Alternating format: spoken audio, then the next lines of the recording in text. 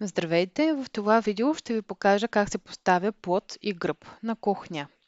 За целта е необходимо да сте на точка номер 4 вътрешен дизайн и да определите първо размера на плота, който ще ви трябва.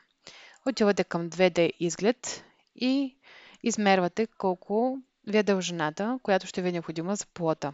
Моята е 2250. След което натискате на кухни. Отивате до менюто, където пише свободно избираем плот и гръб, натискате и нека сложим първо плот. Натискате ключето, отваря се менюто, избирате широчината на плота, 2250 е моя.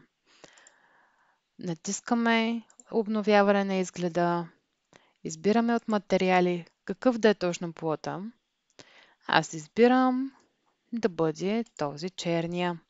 Обновяваме изгледа и натискаме Save and Apply Configuration. Сега поставяме плота и той приляга директно върху кухнята. По същия начин, с ключето отгоре, втясно избираме гърба.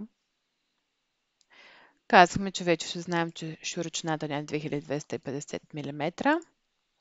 Обновяваме и отиваме на материали, за да сменим цвета на гърба. Моят е черен. Обновяваме отново и сейваме промените. Нанасяме гърба. И ето, вече кухнята ни има плот и гръб.